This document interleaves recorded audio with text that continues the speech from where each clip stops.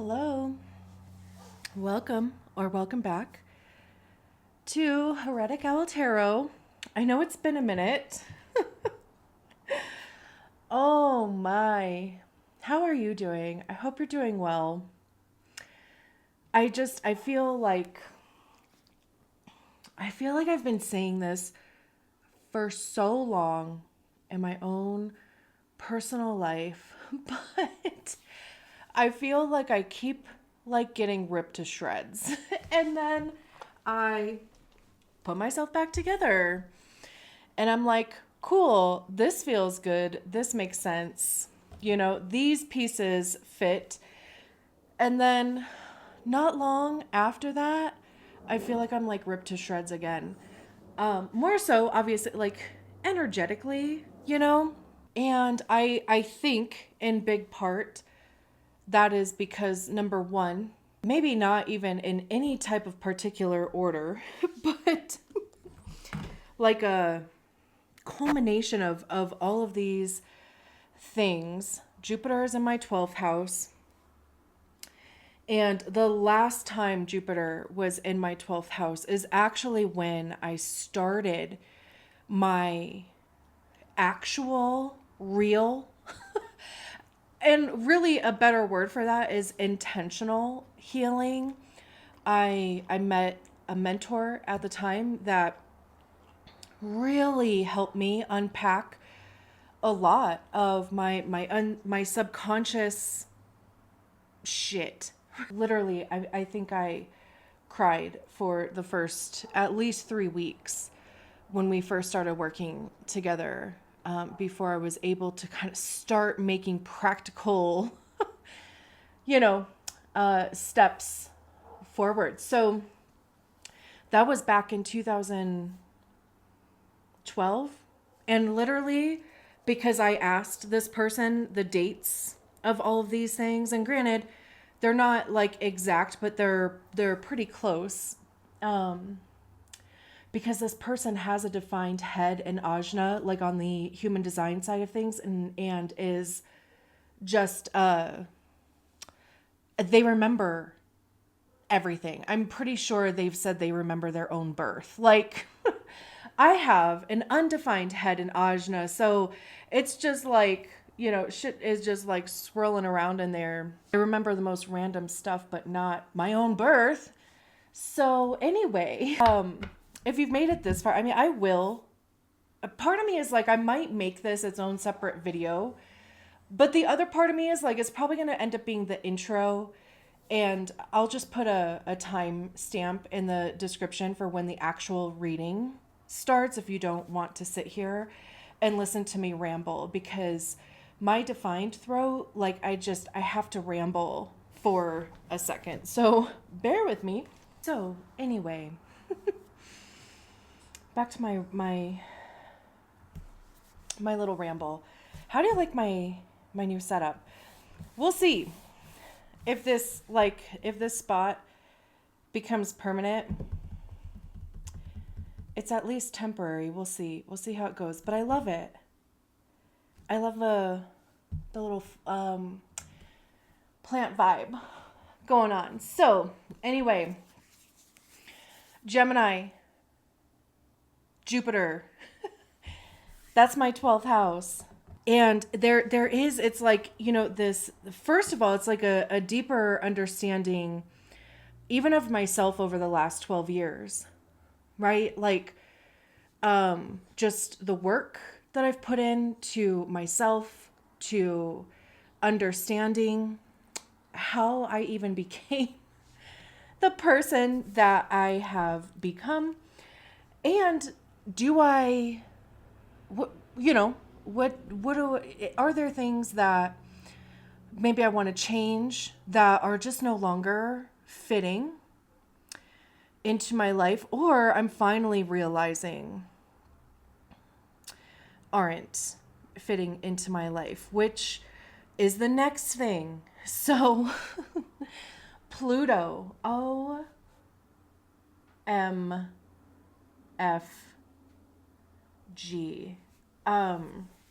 Pluto has been squaring my natal Saturn since it went back into Capricorn, I have a 29-degree Saturn.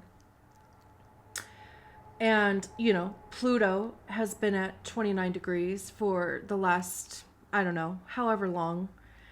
And not to mention, even before, right? Because it went into Aquarius for a sec, and then it retrograded back out. So Pluto has been squaring my natal Saturn for, I honestly have no effing clue how long. Not to mention, I have a 27-degree Pluto that's conjunct my Saturn at 29 degrees. So at some point in the last couple years, Pluto was squaring my natal Pluto. So, so yeah, that is also a bit uncomfy and has been a bit uncomfy.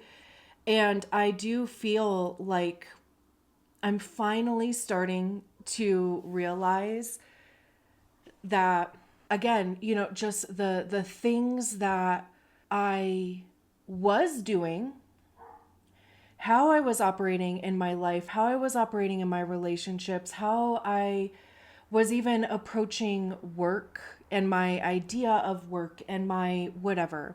I feel like I'm starting to finally get the clue on all of that. And quite frankly, I am excited for Pluto to just be away from from my Saturn, from my Pluto.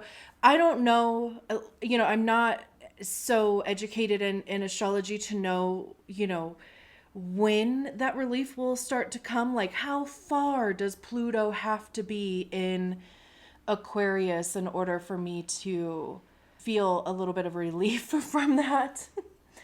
Not to mention, too, Neptune was squaring my natal Neptune for the last, again, I don't know how long. I have a 28-degree Neptune. So there was that going on. Saturn has been tap dancing on my MC degree. Like, I think it made it to the exact degree that my MC is, and then it went retrograde. So it got there, and then it was like, oh, nope. I just heard that Aaliyah song, back, forth and forth. Because that's how, it seems like there's just, obviously, right? A lot of that going on with retrogrades and all of this stuff. So Saturn made it to my MC, which is in my 9th house. And then it went backwards. And then at some point it's going to go forward again and go over that bitch one more time before it leaves the sign entirely. I can't even imagine what it's going to be like in my 10th house. But I don't have any placements there, so it might be okay. But, and it's loosely opposing my moon right now. So, oh, and Uranus is almost right on top of my Chiron. I have a 27-degree Taurus Chiron and a 28-degree Taurus Sun. So, that's coming up at some point. All of that is to say that, I have not been consistent here in this space.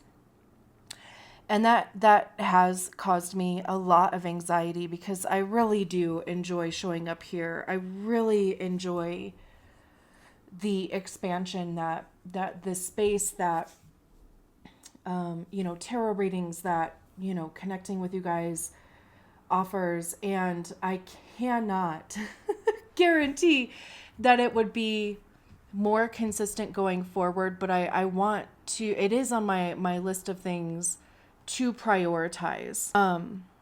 The first thing being myself, because I really have not done that. I tend to sacrifice my own well-being, and that has been something that has, it's been at the forefront. So if you are still here, I am so glad And I want you to know that I do think of you often. What is so funny is that, okay, I didn't even put that together. This looks like a little succulent here in the middle, and then just these flowers around the border. That's so funny.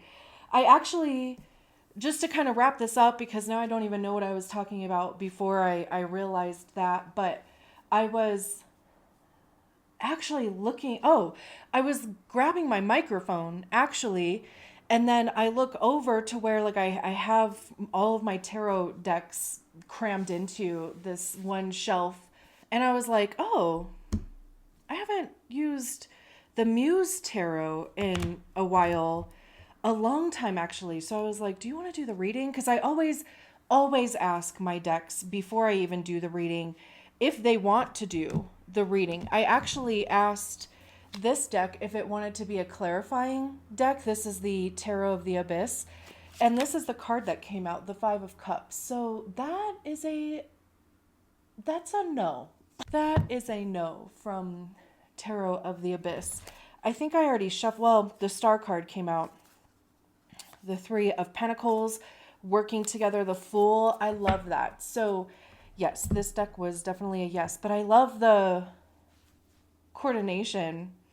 That is so funny to me. So it's been 15 minutes already. If you listen to this whole thing, thank you so much for allowing me the space to share. And if you know your own astrology, if you've, if there's some crazy shit going on with you too, I would love to hear it if you feel like sharing, because I think it really does just help, to share those things, and even to just allowing other people to see you and honor you in your experience. So with that being said, let's get into the readings. Great. So this reading is for Scorpio. Whoever Scorpio is in your chart, welcome. I know I mentioned that Venus is in Scorpio right now, so hopefully that has been positive and nurturing and all of the beautiful Venetian things. So just really quick, also all of a sudden I'm like having to clear my throat a bunch. I think that's because I have definitely talked more between that intro and I just did the Libra reading and now yours, than, I have in a little while. So I'll do my best to cut out any just clearing my throat, because I think that's annoying. So I'm doing these readings, the setup of these readings, a little different. We're going to do 6 cards still, but I'm trying to figure out like a good way to like explain this, and I haven't figured that out yet, so I apologize. By the time I get to one of the middle or later like readings, I'll have this figured out. So anyway, I'm going to do a 3-card spread. The first card is going to be the current energy, the current vibe. Second card is going to be what's leaving, what's being left behind, what needs to go. Third card is going to be what's coming in, what's next, what can you expect. And I'm going to get a card to clarify each one of those also. So I'm going to shuffle the deck a bunch of times. I'm going to cut the deck twice.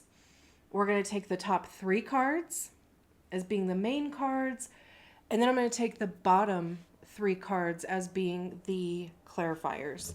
So hopefully that made sense. Let me just, and I'm not taking these cards that flip out. Okay, 1, 2. So current vibe. The Fool, love that. What is leaving? The Chariot. And what is coming in, or what's next? The Lovers. Look at you, all major arcana. Interesting. All right, let's get our clarifiers. We have the 8 of Cups with the Fool card. We have Three of Inspiration or the Three of Wands with the Chariot. And then the Eight of Swords with the Lover's card. Interesting. Okay. So we start off with the Fool card. The Fool is a leap of faith. It's a brand new beginning. It's actually, to me, you know, like the Fool is usually depicted as like that space, that time, the moment before you actually take the leap. Like in most of the tarot decks that I have, the person has not left the cliff yet, because it usually is depicted of, you know, being on the edge of something. I know that there's a couple tarot decks that have the person in mid leap, but for the most part, the Fool card has this energy of like, it's that moment that you make the decision. It's trusting. I almost actually said respecting the uncertainty, because that's, you know, sometimes we get hung up in what is going to happen like once we take that leap, right? And it's usually the uncertainty of the thing that usually slows down our momentum or decision making process. So you know, there's a level of trust, of surrender that goes into the Fool card. And this is a card that is current. This is the current vibe for you. So there's a decision that's been made here. You're ready.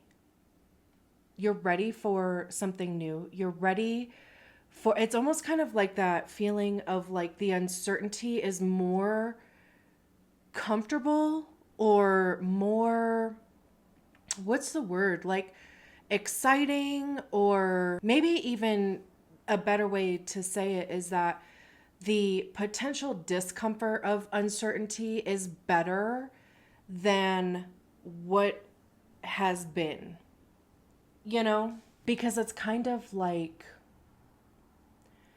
the only way out is in. The only way forward is literally to actually move.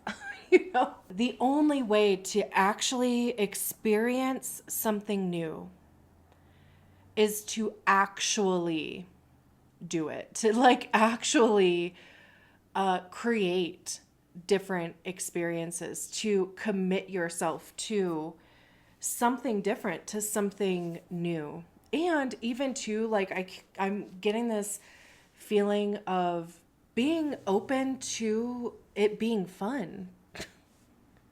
Like maybe even just that little mindset shift, it could be exciting to just totally commit to the uncertainty, to, I mean, really just go for it, right? I mean, like we're nearing the end of 2024.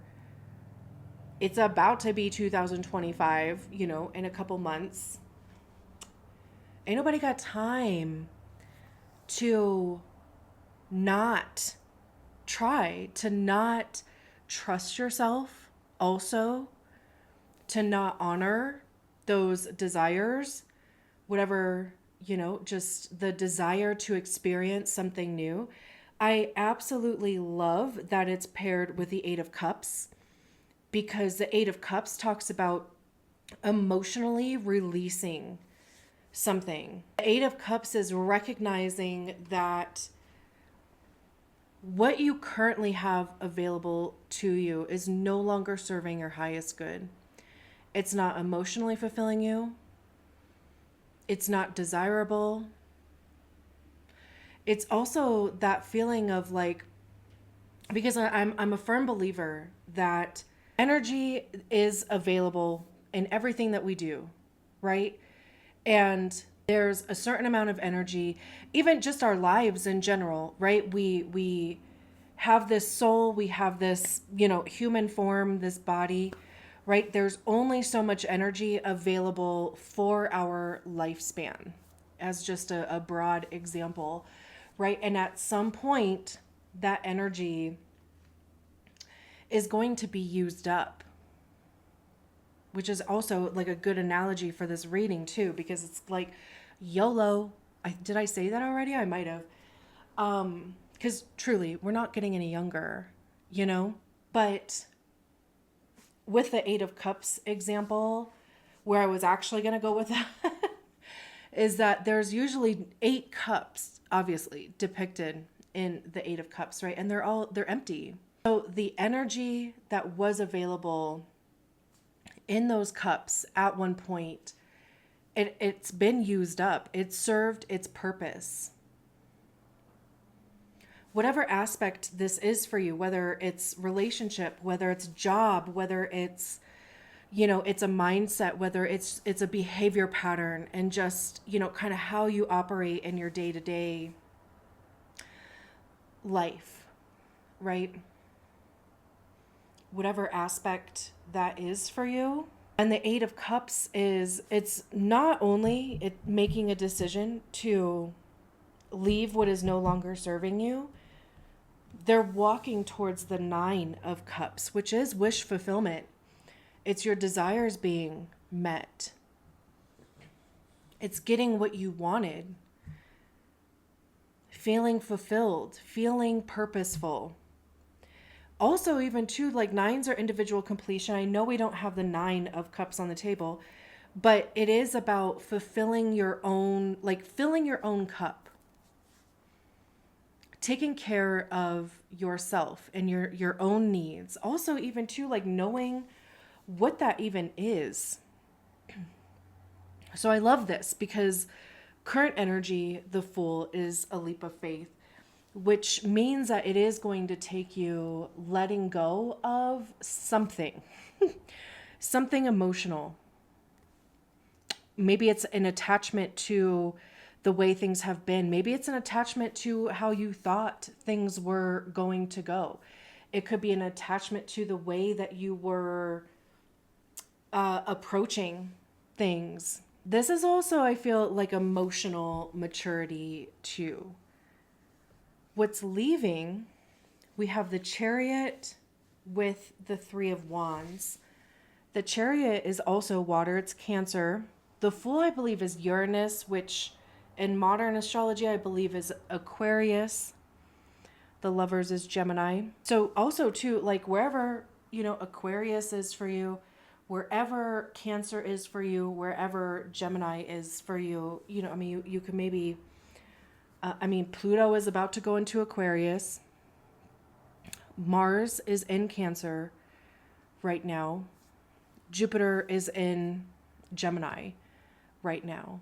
So again, wherever those placements are for you in your chart, depending on if you're a Scorpio rising or, Scorpio sun, you could be experiencing some type of something in those areas of your life. The Chariot is about divine guidance. It almost kind of looks like, there's these horses down here, and it looks like they are being carried by all those horses. It reminds me. I was actually going to watch the Pirates of the Caribbean series. I think it was like last week or something, and then I totally forgot about it. So maybe I will go back and watch it. But if you've seen those movies, and I can't remember which movie it is in this series, but there's the scene where all those crabs are carrying the boat or the ship, whatever it is. Is it the Black Pearl? It's literally moving it. All these crabs are underneath it. And because they're moving and they're like crawling over each other to keep the momentum like going forward, that's how like this Chariot card feels. And I don't even think Jack was on the ship when this started happening either. He was like, oh shit. And he started running after the Black Pearl and jumped on top of it and had no clue like how they were going to get to water, had no clue there probably was water around, right? But then they dump them off in water, I'm pretty sure. So again, right? This feeling of being guided. And with this being in a position of like what is leaving, this could be, I'm getting this like feeling of almost like being willy-nilly. Like you're like trying to follow your intuition, right? And like trying to make decisions from that, trying to maybe even trying a bunch of different things, because we do have the 3 of Wands with it. Wands are, it's actions, it's, trying. It's our motivation, fire, right? And the 3 of Wands is like taking actionable steps towards, your plans, or towards your passion. So again, like with this being in a position of what's leaving, I just kind of get this feeling about not, it's like being more intentional. I mean, it could also even be that whatever this Chariot card is, however and wherever your intuition was directing you, and however you have been following that, whatever actions you have taken towards that, it's like it's gotten you to the right door. It's gotten you in front of the right box. Or, like I'm trying to think of, it's gotten you in front of the right decision. Like, interestingly enough, in this 3 of Inspiration, or the 3 of Wands, there is this doorway here. I just noticed that. So that's kind of interesting that analogy was coming up. But the difference is, like, the difference between being intentional and not is that it's great to follow your intuition. And especially too, like if you're making or taking steps or following your intuition on the things that are exciting and the things that do spark joy and creativity and passion in you, but you may just not have been fully aware of why you were doing that or where you were even going. Like, it just could have been like one of those things of like, this is different for me, in the sense of, intentionally following my intuition and making decisions based on my intuition, because truly our intuition is not going to lead us in the wrong direction. Ego might, our intuition won't. And maybe you've even been figuring out like what the difference of those two things are for yourself. Even, this energy or this light coming, it's like literally going to her sacral. That could be solar plexus too, actually. It's her gut nonetheless, which, just that gut feeling. Even looking at that card, and I was talking about surrender and trust with the Fool card. I mean, their eyes are closed. Even just the position of their hands being like wide open too, in a sense of receiving. So it's almost kind of like if you have not really had an idea of where things were going for you, that's gonna change. And then we have the Lovers and the 8 of Swords for what's coming in. The Lovers, like I said, is Gemini. I mean, it could be about connection. It could be about relationship. And obviously that is anything from romantic, platonic, business. It's your relationship with yourself, because the Lovers card talks more about yin and yang, like the masculine and the feminine, and the dance between those. And we all have masculine and feminine energies within us. Sometimes we get stuck too much in the feminine, sometimes we get stuck too much in the masculine. Sometimes we're like perfectly balanced, and that lasts for a little while before, we kind of have to ebb or flow into one or the other. The Lovers also talks about making decisions. It's about choices.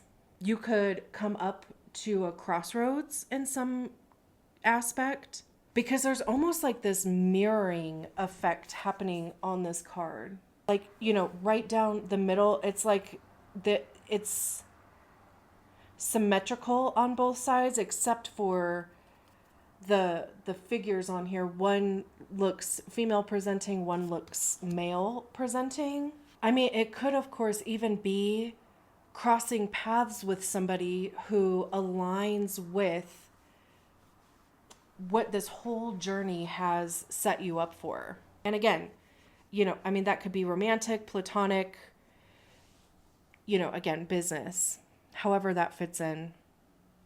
If this is another person, it's about, even making the right connections. But it is paired with the Eight of Swords. And the original feeling that I got from this when I first pulled the spread is that there's some level of healing or some perspective that you are going to get on what maybe even holds you back in relationship, whatever relationship that is, whether it's the relationship with yourself, the relationship with your parents, the, siblings, friends, any type of romantic connections that you currently have had, will have. Because the Eight of Swords is, for me, it's the self-inflicted mind prison. It's, swords have to do with our mind, our beliefs, mindset, perspective, right? And how those things even came to be about. And, it's this feeling of being trapped in that. Like, why do I keep attracting the same type of person? Why do I keep being attracted to the same type of person? Why do I keep making the same choices when I'm faced with making those decisions, right? When I come up to a brand new door, brand new opportunity, why do I either make the same decision that lands me in the same place? And how can I, first of all, have awareness around that? Because, I mean, that's the first step. And also, how can I make a better decision or a different decision for myself? Because there's a lot to be learned in the Eight of Swords. There's a lot of information in the Eight of Swords because it's literally like, what are you doing to hold yourself back? Is it your mindset? Is it a belief system? Is it a behavior pattern? Is it, just an experience, a trauma that you had that you have not been able to heal through? This to me feels like some level of healing. There's some level of awareness coming through either the choice that you have to make, a relationship in your life. I love that. I love that this whole reading, it's like taking that leap, leaving something emotional behind, this purposeful Chariot, Three of Wands combo, bringing you up to, this decision, this whatever, the doorway, right? This opportunity here. And then this level of healing happened between the Lovers and the Eight of Swords. I love this. I'm going to leave it there. Thank you so much for allowing me to read your cards. I will talk to you soon. Bye.